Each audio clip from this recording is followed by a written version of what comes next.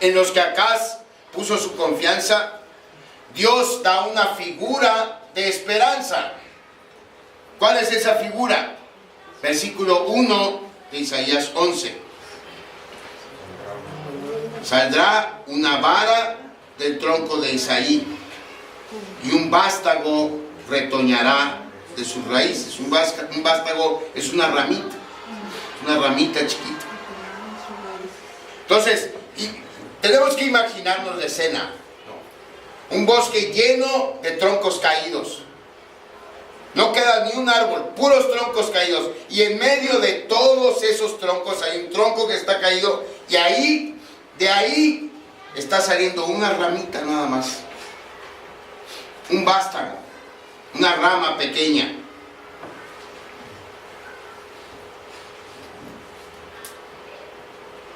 Y uno, cuando piensa en eso y usa la figura de buscar un árbol que te cobije, humanamente no puedes pensar que esa ramita te pueda cobijar, que esa ramita te pueda proteger. Humanamente es imposible.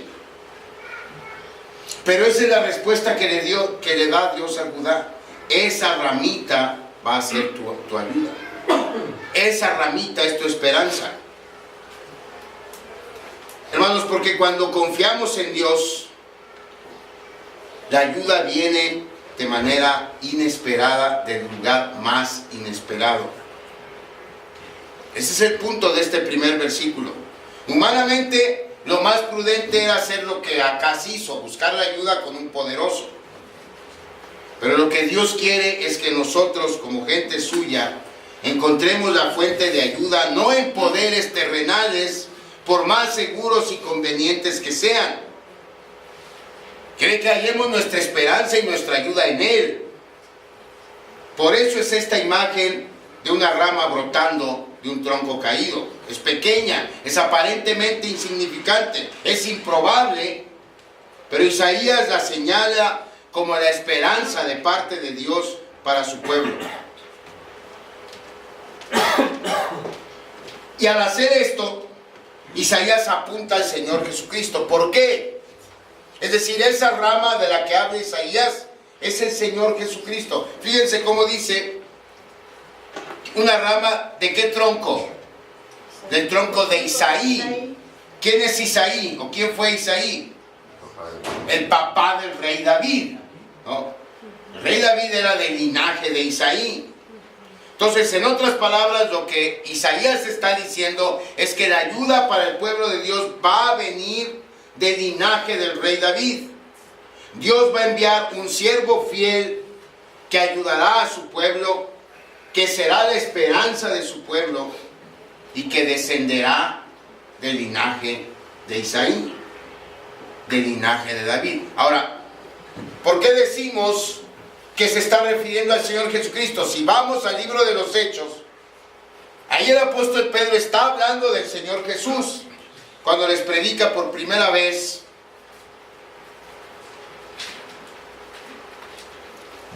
a los judíos acerca del Señor Jesús. Antes de ver Hechos, vayan a Romanos 1. Romanos 1, ahí no es Pedro, ahí es Pablo el que habla del Señor Jesús, y fíjese cómo lo describe. Romanos 1:1.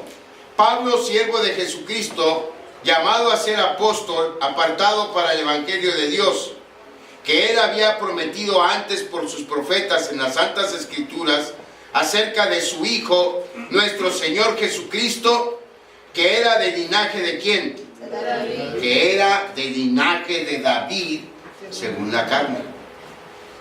Jesucristo es ese vástago. Jesucristo es esa ramita nueva creciendo del tronco de Isaí.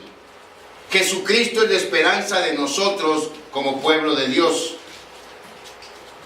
Una ayuda improbable, porque no nació en una familia prominente, no nació en un palacio, aunque Él es el Rey de Reyes. Sorprendente, porque no conquistó a sus enemigos haciéndolos sus sirvientes y matándolos, sino lo hizo sirviéndoles y muriendo por ellos. pues aquí nos enseña primero que Él es la única fuente segura de ayuda y de esperanza. La rama del tronco de Isaí, así de improbable, así de sorprendente, pero así de eficaz. Él es el único lugar al que debemos mirar para poder encontrar tranquilidad aún en medio de la situación más apremiante que podemos estar atravesando. Cualquier otra fuente a donde queramos acudir nos va a desilusionar, nos va a traicionar, o ambas cosas, nos va a desilusionar y nos va a traicionar, y nos dejará peor de lo que estábamos antes. Y hay una enseñanza más, una que es de verdad asombrosa. La esperanza de la que habla Isaías para el pueblo de Dios no se dio inmediatamente. Es decir, Isaías profetizó que la ayuda para el pueblo de Dios vendría a través de que una virgen concebiría, ¿sí?, de esta rama del tronco de Isaí. ¿Cuántos años creen que pasaron para que se cumpliera esta profecía de Isaías? Es decir, desde que Isaías habló del nacimiento de Cristo hasta que Cristo nació, pasaron cuando menos 500 años.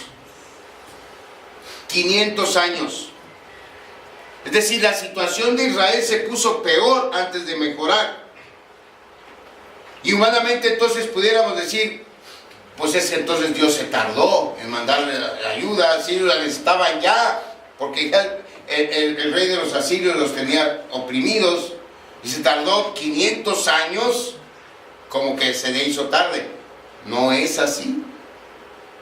Pablo, cuando escribe a los Gálatas, dice que el Señor Jesús vino en el cumplimiento del tiempo, es decir, en el tiempo perfecto de Dios, ni antes ni después. Y la pregunta que yo le hago, ¿cuánto hace que esté esperando la respuesta de Dios a una oración suya?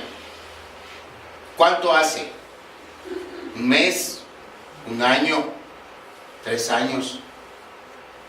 Y humanamente pudiéramos decir, ya se tardó Dios en responderme.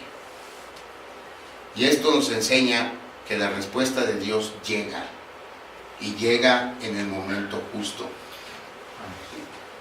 Obviamente a nosotros no nos va a tardar 500 años, ¿no? Dicen que no hay mal que dure 100 años. Entonces, va a llegar, hermanos. Si usted tiene una petición puesta delante de Dios, ponga su esperanza en Él, porque va a llegar. Seguramente la ayuda por parte de Dios va a llegar.